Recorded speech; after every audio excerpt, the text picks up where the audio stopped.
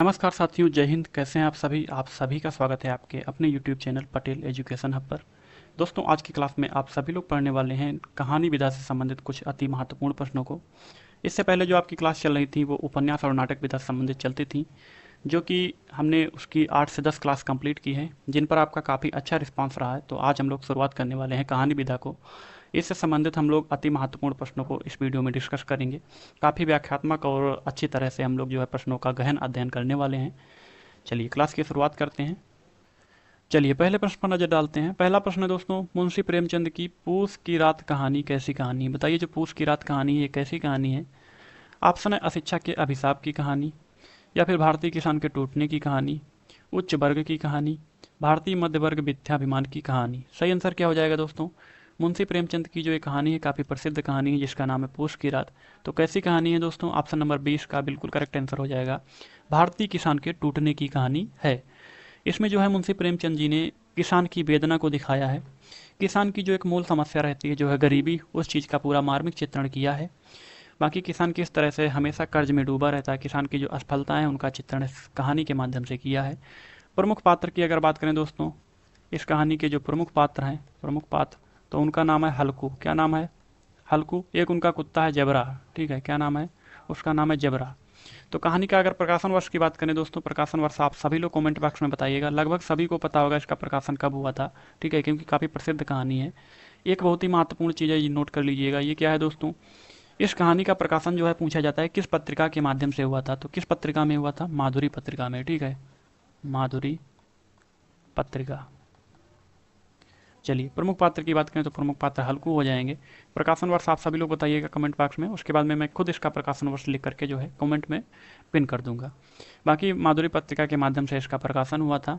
चलिए, भारतीय किसान के टूटने की ये कहानी है, ऑप्शन नंबर 20 का करेक्ट आंसर हो जाएगा। अगला प्रश्न देखिएगा। अगला प्रश्न है, अज्ञे की शरणदाता कहानी में किसका वर्णन है? बताइए, शरणदाता जो कहानी है दोस्तों, इसमें किसका वर्णन किया गया है? सांप्रदायिकता विरोधी कहानी है ये, नारी ममता की कहानी है, बाल शोषण की कहानी है, मानव संघर्ष की कहानी है। काफ़ी महत्वपूर्ण प्रश्न आपके इस जो है क्लास में देखने को मिलेंगे।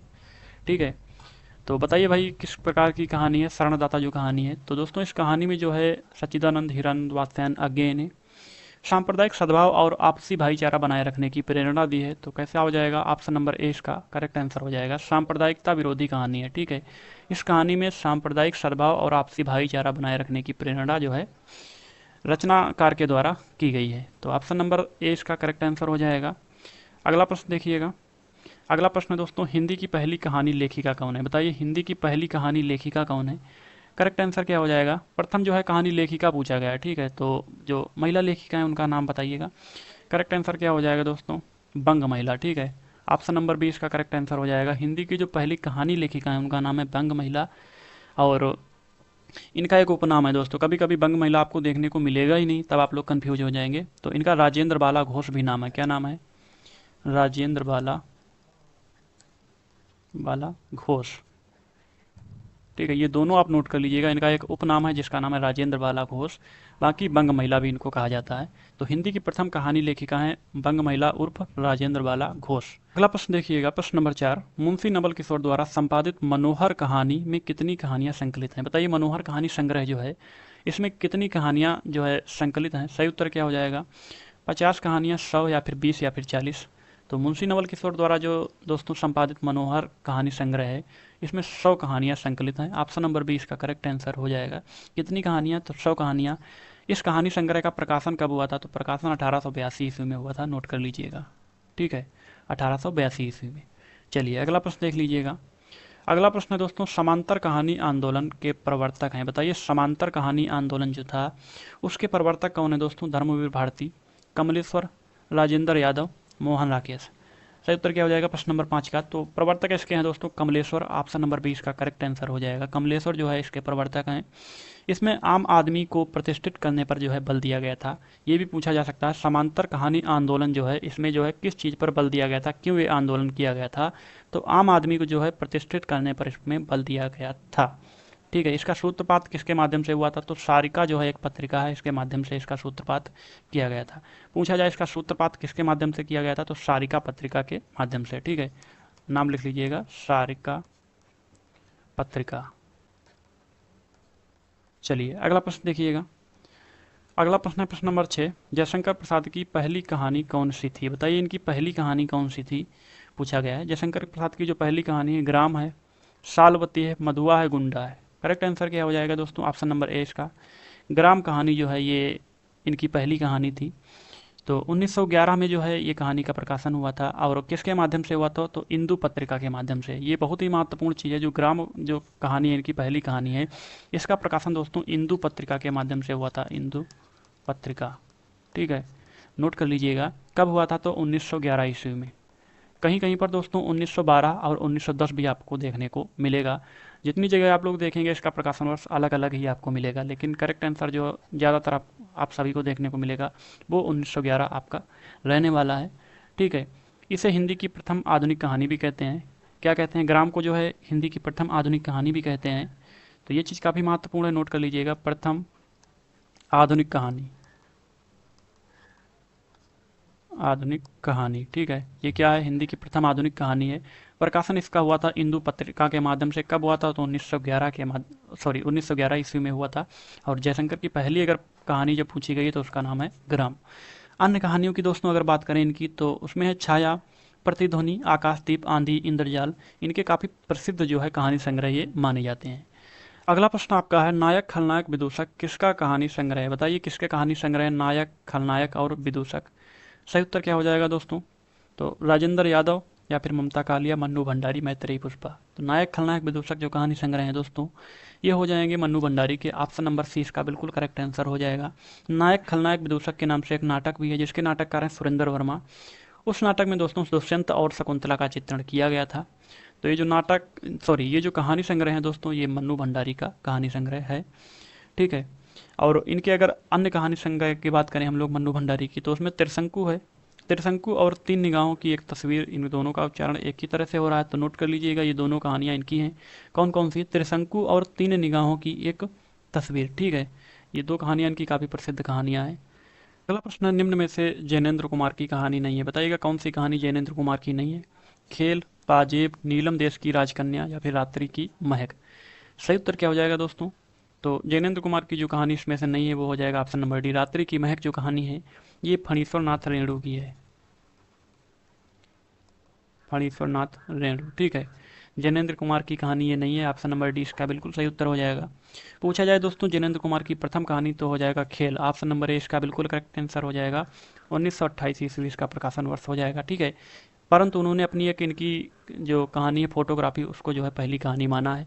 बाकी अगर पूछा जाए जैनेन्द्र कुमार की पहली कहानी कौन है, तो हो जाएगा खेल, ऑप्शन नंबर ए। ठीक है, चलिए अगला प्रश्न देख लीजिएगा। अगला प्रश्न है, किस कथाकार को पहाड़ का प्रेमचंद कहा गया है? बताइए पहाड़ का प्रेमचंद किसको कहा गया है?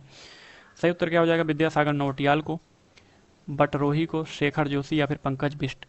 तो पहाड़ का प्रेमचंद जो कहा गया है दोस्तों, वो विद्यासागर नौटियाल को कहा गया है। ऑप्शन नंबर ए बिल्कुल करेक्ट आंसर हो जाएगा। ये जो है उत्तराखंड के रहने वाले थे, तो इसलिए इनको पहाड़ का जो है प्रेमचंद कहा जाता है। चलिए अगला प्रश्न देखिए। अगला प्रश्न है दोस्तों, दुलारी वाली कहानी किस रचनाकार द्वारा लिखित है? बताइए ये जो कहानी है दुलारी वाली, ये किस रचनाकार द्वारा लिखित है? तो राय कृष्ण दास, या फिर विश्वम्बर नाथ शर्मा उर्फ कौशिक, बंग महिला, या फिर मन्नू भंडारी। सही उत्तर क्या हो जाएगा दोस्तों? तो दुलारी वाली जो कहानी है ये बंग महिला की है। ठीक है, किसकी है? बंग महिला, ऑप्शन नंबर सी इसका करेक्ट आंसर हो जाएगा। बंग महिला अगर देखने को नहीं मिलेगा तो आपको राजेंद्र बाला घोष देखने को मिलेगा। इससे पहले भी मैंने बताया था, इनका दूसरा क्या नाम है? राजेंद्र बाला घोष। तो ये आपको देखने को मिलेगा, तो ये भी आपका करेक्ट आंसर हो जाएगा। हिंदी की प्रथम कहानी लेखिका भी ये मानी जाती हैं बंग महिला। तो ये जो दुलारी वाली कहानी है दोस्तों, ये इन्हीं की कहानी है।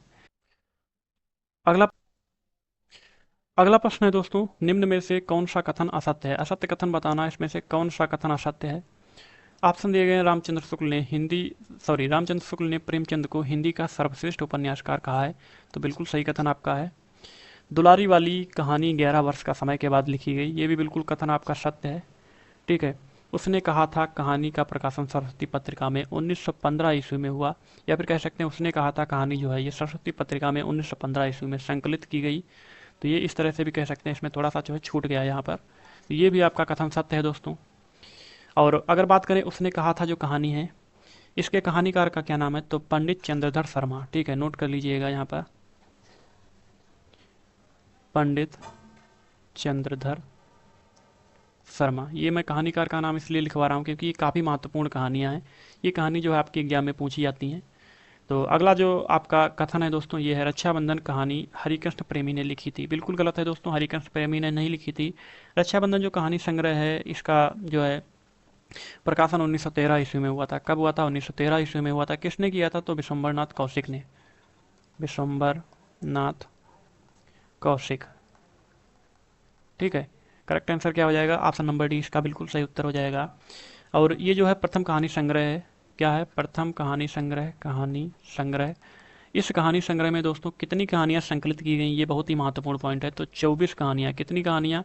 24 कहानियां जो है इसके अंतर्गत संकलित की गई। इससे पहले वाला प्रश्न में भी एक ऐसा ही प्रश्न आया था जिसमें पूछा गया था कि इस कहानी संग्रह में कितनी कहानियां संकलित की गई। तो इसमें भी यही जो है पॉइंट आप लोग लिख लीजिएगा। ये जो कहानी संग्रह रक्षाबंधन, इसमें 24 कहानियां जो है संकलित की गई। किसका है? तो विशंबरनाथ कौशिक का है। प्रकाशन वर्ष 1913 आपका रहेगा। अगला प्रश्न है दोस्तों, उसने कहा था कहानी किस वर्ष सरस्वती पत्रिका में छपी? बताइए, उसने कहा था जो कहानी है ये किस वर्ष सरस्वती पत्रिका में छपी? इस प्रश्न का उत्तर लगभग सभी को पता होगा क्योंकि इस प्रश्न का जिक्र इससे पहले वाले प्रश्न में अभी हो चुका है। तो वर्ष 1915 ईस्वी में जो है ये सरस्वती पत्रिका में छपी थी। ऑप्शन नंबर ए इसका बिल्कुल करेक्ट आंसर हो जाएगा। उसने कहा था जो कहानी है दोस्तों, ये किसकी है? तो पंडित चंद्रधर शर्मा की है। ठीक है, चंद्रधर शर्मा। बात करें दोस्तों इस कहानी की पृष्ठभूमि, तो प्रथम युद्ध, विश्व युद्ध जो हुआ था दोस्तों, उसकी पृष्ठभूमि पर लिखी गई ये कहानी है। प्रथम विश्व युद्ध।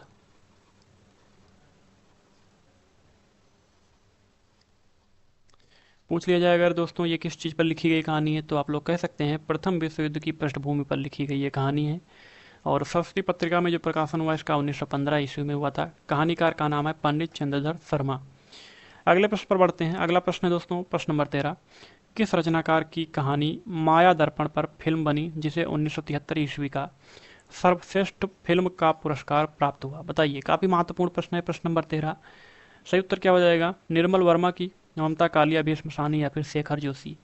तो करेक्ट आंसर आपका हो जाएगा option number A, Nirmal Verma. ठीक है, निर्मल वर्मा की एक कहानी माया दर्पण है दोस्तों, इस पर जो है फिल्म बनी थी। तो जिस फिल्म पर 1973 ईस्वी में जो है सर्वश्रेष्ठ हिंदी फिल्म का पुरस्कार प्राप्त किया गया था। नोट कर लीजिएगा किसकी कहानी थी? तो निर्मल वर्मा की कहानी थी। कहानी का नाम है माया दर्पण। अगला प्रश्न है पर्दा कहानी के लेखक का क्या नाम है? बताइए, जो पर्दा कहानी है दोस्तों, इसके लेखक का क्या नाम है? मोहन राकेश, भगवती चरण वर्मा, भीष्म साहनी, यशपाल? तो करेक्ट आंसर क्या हो जाएगा इसका? जो सही उत्तर है दोस्तों ऑप्शन नंबर डी, यशपाल की कहानी है जिसका नाम है पर्दा। और अन्य कहानियों की बात करें तो पिंजरे की उड़ान, फूलों का कुर्ता, नोट कर लीजिएगा आप लोग, भूख के 3 दिन, धर्मयुद्ध, इनकी काफ़ी जो है प्रसिद्ध कहानियाँ मानी जाती हैं। और जो ये इनकी पर्दा कहानी है, अगर बात किया जाए इसमें किस चीज़ का वर्णन हुआ है दोस्तों, किस चीज़ का वर्णन किया है? तो निम्न वर्गीय जो परिवार होता है दोस्तों, उसमें जो आर्थिक कठिनाइयाँ होती हैं उसको पुरुषों के साथ साथ स्त्रियाँ भी झेलती हैं। इस चीज़ का काफ़ी जो है यथार्थ चित्रण इस कहानी में यशपाल जी ने जो है किया है।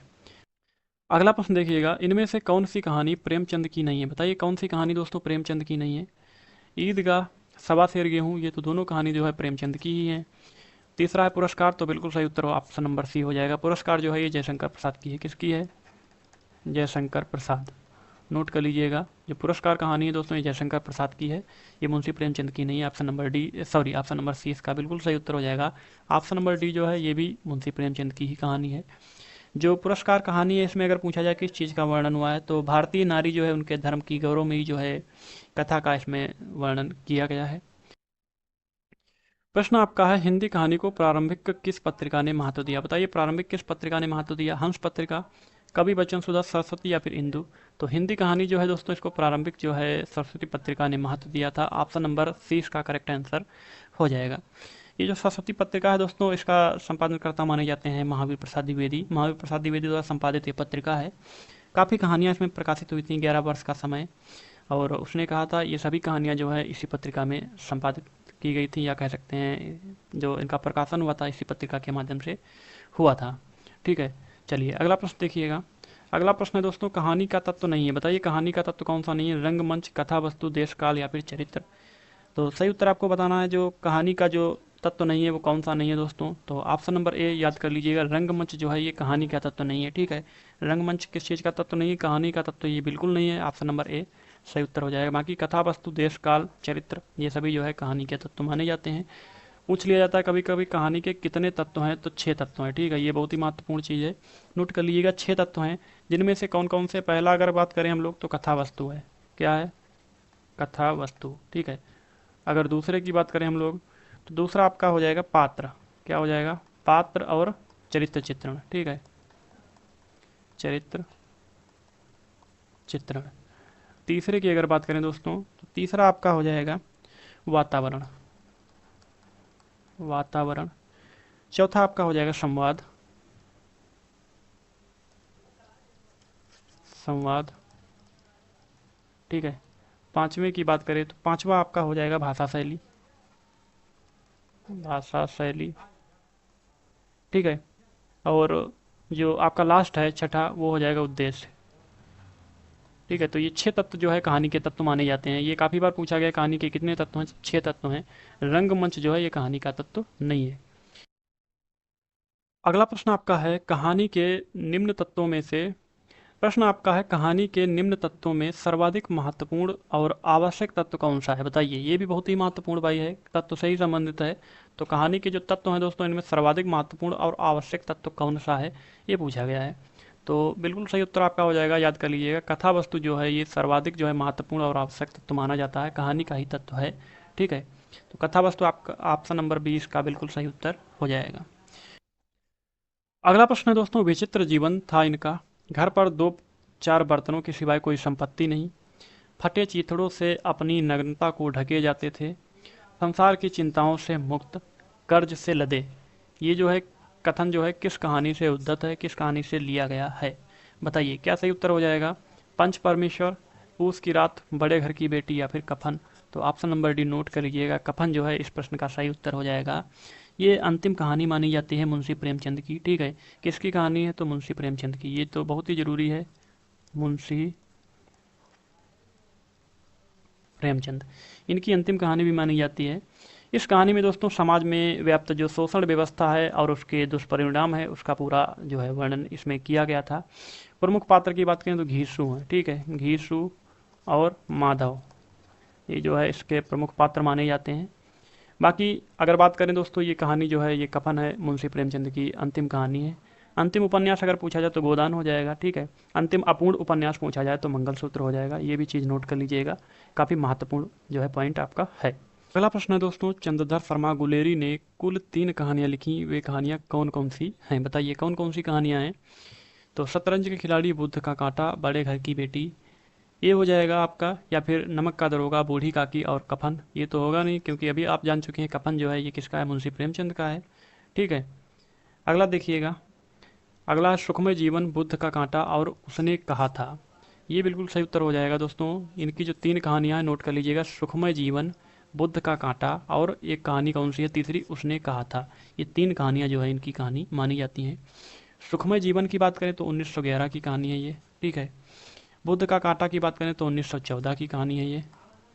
अगर हम लोग बात करें उसने कहा था तो 1915 की कहानी है, 1915।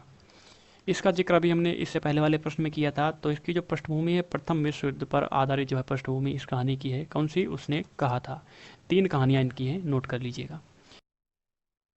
अगला प्रश्न है मुंशी प्रेमचंद की अंतिम कहानी कौन थी? बताइए मुंशी प्रेमचंद की जो अंतिम कहानी कौन थी? तो ऑप्शन नंबर सी आप लोग जान ही चुके होंगे इससे पहले वाले प्रश्न में, कफन जो है 1936 ईस्वी की इनकी कहानी है। तो यही जो है इनकी अंतिम कहानी थी। बिल्कुल सही उत्तर हो जाएगा ऑप्शन नंबर सी। ठीक है, अगला प्रश्न है दोस्तों, प्रसाद की गुंडा कहानी में इतिहास के किस युग का चित्रण किया गया है? बताइए किस युग का चित्रण किया गया है? सल्तनत युग का, मुगल शासकों के युग का, विक्टोरिया के शासन का, या फिर ईस्ट इंडिया कंपनी का समय? सही उत्तर आपका हो जाएगा जो गुंडा कहानी है दोस्तों, इसका option number D correct answer हो जाएगा, ईस्ट इंडिया कंपनी का समय। और ये जो कहानी है गुंडा, इसके प्रमुख पात्र हैं ननकू सिंह, नोट कर लीजिएगा। अगला प्रश्न है दोस्तों आपका, कौन सी कहानी घटना प्रधान है? बताइए कौन सी कहानी जो है घटना प्रधान कहानी है? आत्माराम, पंच परमेश्वर, आत्म संगीन, या फिर जादू? सही उत्तर क्या हो जाएगा? घटना प्रधान जो है दोस्तों वो है पंच परमेश्वर, ऑप्शन नंबर 20 का सही उत्तर हो जाएगा।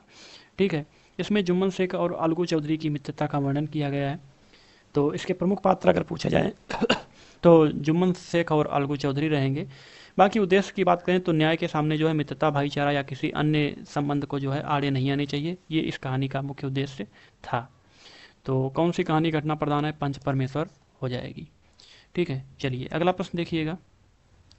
अगला प्रश्न है आपका, प्रेमचंद की कहानियों की संख्या लगभग कितनी है? ये भी प्रश्न बहुत ही महत्वपूर्ण है। प्रेमचंद की जो कहानियाँ उनकी लगभग संख्या कितनी है?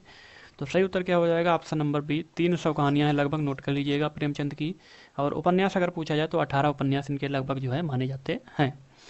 अगला प्रश्न देखिए, प्रश्न नंबर 28, पूंजीपतियों की शोषक वृत्ति को उजागर करने वाले लेखक बताइए। पूंजीपतियों की जो शोषक वृत्ति है उसको उजागर करने वाले लेखक कौन है? तो सही उत्तर हो जाएगा आपका ऑप्शन नंबर सी, यशपाल है। ठीक है, ऑप्शन नंबर सी इसका बिल्कुल सही उत्तर हो जाएगा। इनकी जो कहानियाँ है, पिंजरे की उड़ान, खच्चर और आदमी, ये काफ़ी जो है प्रसिद्ध कहानियाँ इनकी हैं। रामचंद्र शुक्ल हिंदी की प्रथम कहानी किसे मानते हैं? बताइए, हिंदी की प्रथम कहानी आचार्य रामचंद्र शुक्ल के अनुसार कौन है? 11 वर्ष का समय, इंदुमती, दुलारी वाली या फिर गुलबहार? सही उत्तर क्या हो जाएगा? आप सभी लोग कमेंट बॉक्स में बताइएगा, देखते हैं कितने लोगों का इस प्रश्न का सही उत्तर आता है। काफ़ी जो है महत्वपूर्ण प्रश्न भी आपका है। बढ़ते हैं अगले प्रश्न पर। तो नई कविता परंपरा का तिरस्कार है, नई कहानी परंपरा का विस्तार है, ये कथन किसका है? बताइए, ये कथन किसका है? शैलेश मटियानी का, महीप सिंह, राजेंद्र यादव या फिर नामवर सिंह? तो नई कविता परंपरा का तिरस्कार है, नई कहानी परंपरा का विस्तार है, ये कथन दोस्तों राजेंद्र यादव का है। ऑप्शन नंबर सी इसका करेक्ट आंसर हो जाएगा। अगला प्रश्न आपका है, समांतर कहानी आंदोलन के प्रवर्तक हैं? बताइए कौन प्रवर्तक हैं दोस्तों समांतर कहानी आंदोलन के? धर्मवीर भारती, राजेंद्र यादव या फिर कमलेश्वर मोहन राकेश? सही उत्तर क्या हो जाएगा दोस्तों? आप सभी को बताना है, काफ़ी महत्वपूर्ण प्रश्न ये भी है। तो इस प्रश्न का उत्तर आप सभी लोग कमेंट बॉक्स में देंगे। कुल जो है 2 प्रश्न आप सभी के लिए हो चुके हैं। इन 2 प्रश्नों का उत्तर आप सभी लोग जो है कमेंट बॉक्स में बताएंगे, देखते हैं कितने लोगों का जो है सही उत्तर आता है। तो क्लास की यहीं पर हम लोग समाप्ति करते हैं। मिलते हैं एक नई क्लास में नए नए प्रश्नों के साथ में। जिसने भी चैनल को सब्सक्राइब नहीं किया, चैनल को सब्सक्राइब कर लें, वीडियो को अधिक से अधिक लोगों के पास शेयर कर दें। जय हिंद, जय भारत।